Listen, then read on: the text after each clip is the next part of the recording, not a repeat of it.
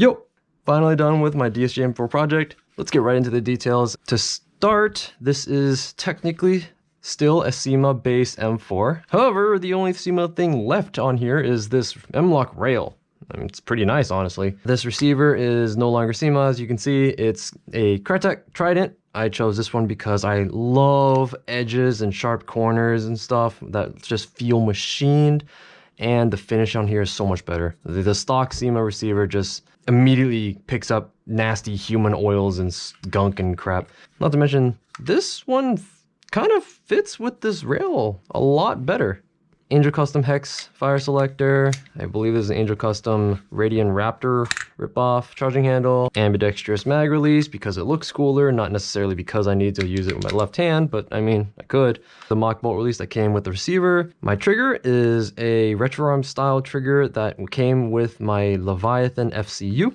On the inside, we have one of the newer Maxx M4A hop-ups here. It's red and fancy and everything. A retroarm split gearbox with a non-ported, some generic stainless steel cylinder. I'm using a Prometheus, I believe, PSG-1 nozzle. And I have a Mapleleaf black 80-ger hop-up rubber / bucking, whatever you want to call it. The barrel is a 180 millimeter Mapleleaf CrazyJet. As for gears, we got a rocket DSG, 17-to-1 spur rocket, a Lonex spiral bevel and pinion on a T238 motor, the silver with the gold accent can. My piston head is the FPS Softair Xring piston head. This piston head seals instantly on the compression stroke, and then immediately lets go on the pull stroke. I cannot think of a reason to not use it for all of my future builds.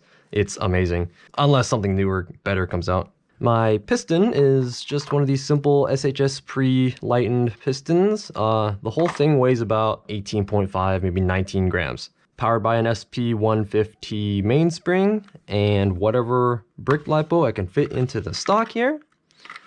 I get about 55 RPS and 300 FPS roughly with a 0.25, maybe 290 if I'm spraying auto. More on the outsides, I have a Valken ATS stock. I shaved down this tab here a little bit, both sides, so I can pop it off easier.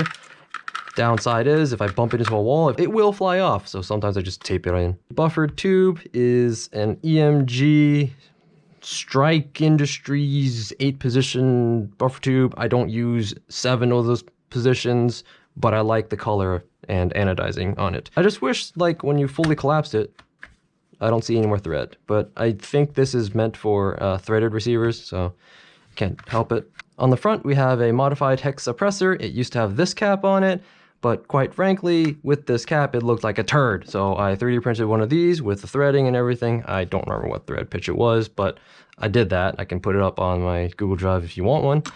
And then I wrapped it with tennis racket grip tape backwards, so shiny side in. And I quite like the results. BCM Gunfighter MLok foregrip. We have a Fiachi flashlight and pressure switch. Good enough for CQB. If I'm going outdoors, I'll buy an actual light, like a mod light or something. On top, I have a 6R Romeo 5. I love the aesthetic. More triangles, more edges on this gun. And on the front of it, I have a 3D printed little hexagon kill flash kind of thing. It's not really a kill flash because the hexes are way too big to hide any light. It's a sacrificial part, and if a BB happens to fly towards the lens here, my hope is that the BB will hit one of these hexes or on the edge of one and spread the energy out, taking out most of the energy of the BB before it reaches the lens protector inside the optic. Obviously, if you shoot me straight on, point blank, it will go through, but I think the probability of that are very low unless you're trying to hurt me, which is not cool. And then got my standard flip up backup irons because it looks cool. I don't plan on actually ever using them. Oh, and the grip here is a PTS EPG, the one with the dovetail. I also put a little 3D printed plug here on the other side because I don't need an ambi selector. Well, let's show you how it sounds. Semi.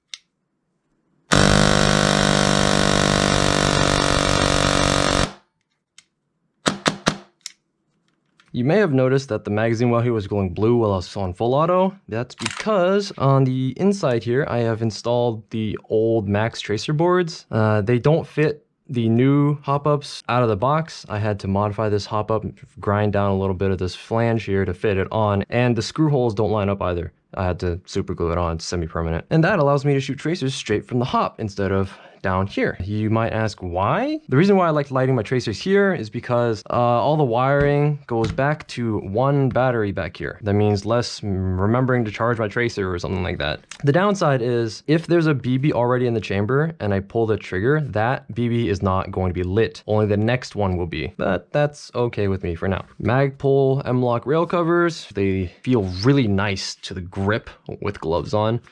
On bare skin, they're a little rough, but I always wear gloves, so. And I believe that is about it. Did I miss anything? Oh, right.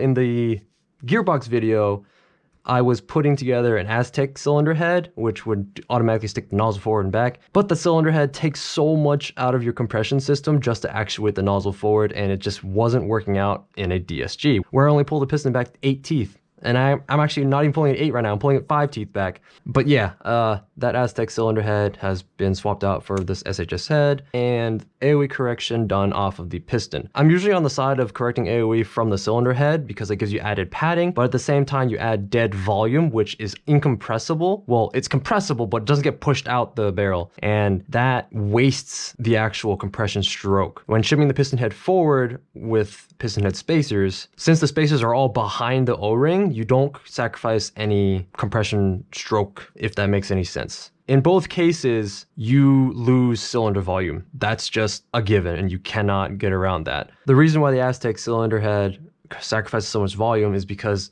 there's a cavity inside which you have to push your compressed air in to actuate the nozzle forward.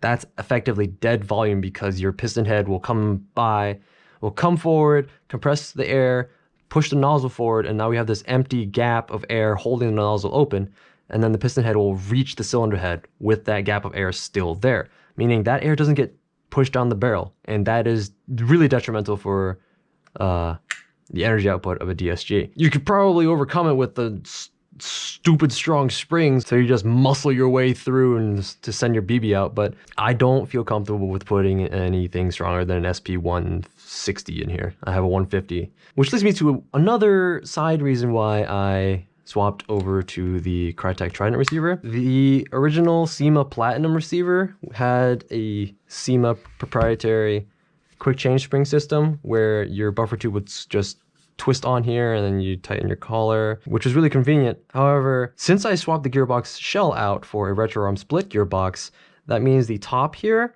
is held in only by this body pin. I'm going to use this retro arm split gearbox shell. This one is meant for an SR25 as an example here. The gearbox sits in the receiver like this. Since the Cyma Platinum QBS system puts the spring guide fixed to the lower receiver here, it screws in from the back. We then have the spring pushing off of the lower receiver and the front of the upper half of the gearbox shell. That causes it to go that way, right? When the sector spins clockwise, it pulls the piston back that way. And since there's a spring here, we're pulling the entire upper half of the shell that way. Luckily, retro arms thought of that and we have these little hooks here, but it doesn't do anything to prevent the upper half from sliding forward. There's a shearing action in this hole here where the rear takedown pin sits. Now over time, that will cause this to become an oval or even just snap right off if neglected. What I've settled on is putting a spring guide in there and screwing into it from the buffer tube.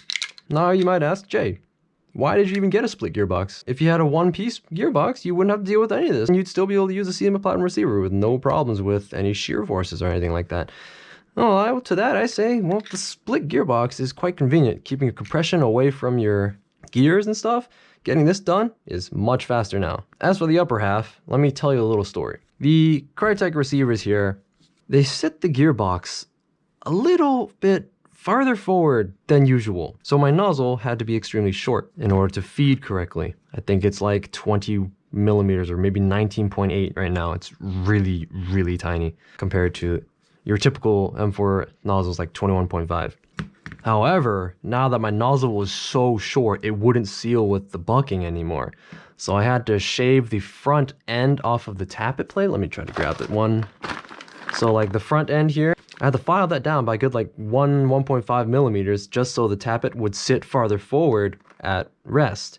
And that got good air seal. But then, since the whole tappet's sitting farther forward, the fin would get prematurely engaged by the sector and mid-compression stroke, so the piston hasn't fully reset yet, the tappet would get pulled off, nozzle yanked out, and then I would just bleed air everywhere, dropping my FPS. Hell, making it really inconsistent too. Like 50 FPS dips.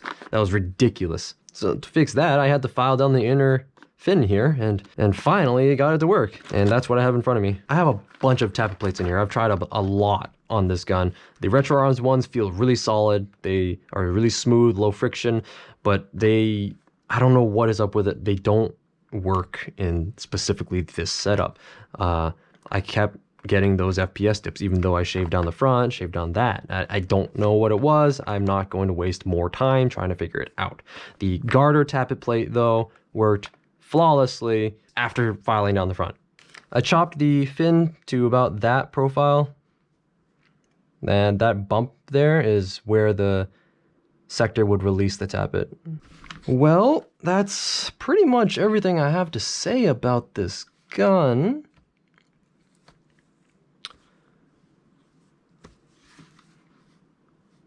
All that's left is to get some CQB footage with it.